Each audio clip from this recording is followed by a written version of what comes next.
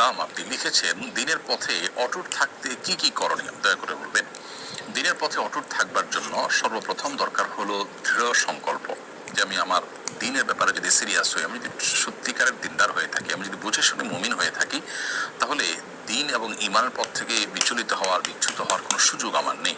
আল্লাহ সুবহানাহু ওয়া তাআলা কোরআনে একাধিক জায়গায় যারা ঈমান আনয়ন করার পর অটল অবিচল থেকে যে তাদের জন্য নানা সুসংবাদের কথা বলেছেন। আর ঈমান আনার পরে কেউ যদি অবিচল না থাকেন, অটল না থাকেন, যদি শিরকে পড়েন, তাহলে সেক্ষেত্রে তার সেই ঈমানের কোনো মানে আর থাকে না। এজন্য দিনের পরে অটুট থাকার জন্য তার গুরুত্বটাকে বুঝে দৃঢ় সংকল্প থাকা, যে কোনোভাবে আমি দিনের ব্যাপারে কম্প্রোমাইজে যাব না এবং আমার অবস্থানটা অটুট রাখবো, সেই চেষ্টা আমাদের করতে হবে। এক, দ্বিতীয়ত যে কাজটি করতে হবে তা হলো আল্লাহ সুবহানাহু ওয়া তাআলার কাছে বেশি বেশি দোয়া করতে হবে। একটি নির্দিষ্ট দোয়ার কথা আমরা বলতে পারি কোরআন কারীমের, সেটি আল্লাহ সুবহানাহু ওয়া তাআলা নিজেই শিখিয়েছেন আমাদের, সেটা হলো রব্বানা লা তুযিগ কুলুবানা বা'দা ইয হাদাইতানা ওয়া হাব লানা মিন লাদুনকা রাহমাহ ইন্নাকা আনতাল ওয়াহ্হাব।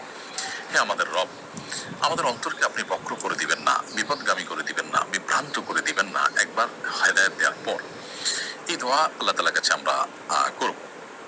এর পাশাপাশি নবী করিম সাল্লাল্লাহু আলাইহি সাল্লামের শেখানো একটি দোয়া আমরা বলতে পারি, তিনি আল্লাহ তাআলার কাছে দোয়া করতেন, আমাদেরকে শিখিয়েছেন, ইয়া মুকাল্লিবাল কুলুব সাব্বিত কুলুবানা আলা দীনিক। হে অন্তর পরিবর্তনকারী, আমাদের অন্তরকে আপনি আপনার দ্বীনের উপরে অটল অবিচল করে দিন। তো এই সমস্ত দোয়াগুলো আল্লাহ সুবহানাহু ওয়া তাআলার কাছে অর্থ এবং মর্ম বুঝে বুঝে কায়মন বাক্যে নিবেদন করা যেতে পারে।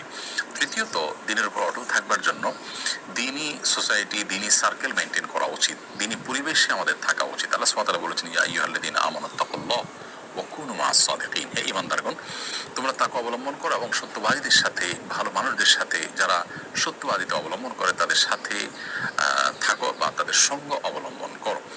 তো এই সত্যবাদিতার এই গুণ যাদের মধ্যে আছে বা ভালো মানুষ যারা আছে, তাদের সাথে যাদের ভেতর বাহির একরকম, কপটতা নেই, কোনো প্রকার প্রতারণা নেই, সরলতা আছে, নেফাক নেই, ঈমান আছে, ফিস্ক নেই, তাকওয়া আছে, সেই মানুষগুলোর সান্নিধ্যে যত বেশি আমরা থাকবো, তাদের কাছে যত বেশি থাকবো, উঠা বসা হবে, সেরকম পরিবেশে যত বেশি নিজেকে আমি আবদ্ধ রাখবো, তত বেশি ইনশাআল্লাহ বিইذনিল্লাহ আমার মধ্যে দিনের উপরে অটলতার গুরুত্ব এটি আজ হবে, অনুভব হবে এবং আমরা দিনের উপর অটল থাকতে পারবো। মনজুর আহমেদ